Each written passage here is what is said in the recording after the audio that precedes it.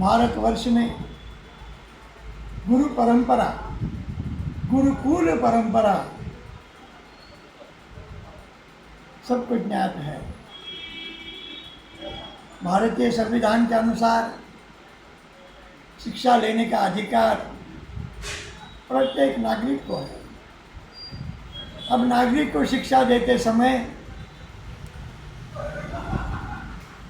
उनकी गुणवत्ता और उनके गुणवत्ता के आधार पर उनको रोजगार उपलब्ध करने के बारे में, नौकरियां उपलब्ध करने के बारे में कुछ परीक्षाएं होती हैं। कोई शिक्षा प्राप्त करने हेतु उसकी गुणवत्ता देखने का कारण बहुत कुछ परीक्षाएं आपके सामने आती हैं और विद्यार्थी जो है वो परीक्षा में उत्तीर्ण होने हेतु बहुत कुछ प्रयास करते हैं। नीट की परीक्षा के बारे में जो आज महाराष्ट्र लेके दिल्ली तक नीट की परीक्षा रद्द हो गई,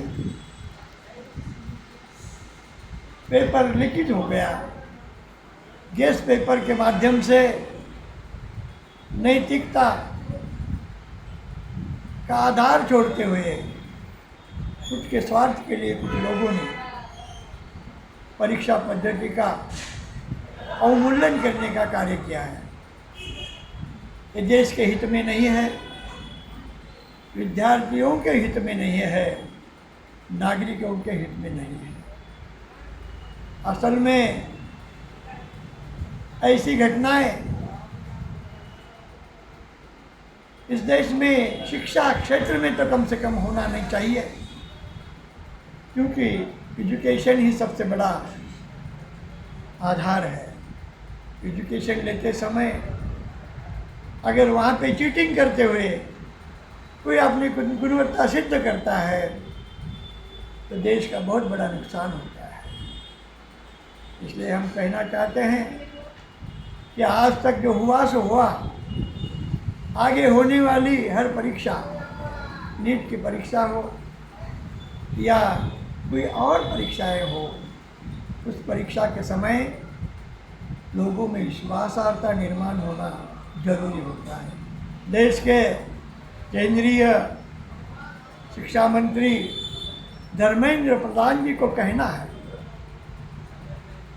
महाराष्ट्र से नीट परीक्षा के बारे में कुछ संशयित लोगों को सीबीआई के माध्यम से चौकसी शुरू है।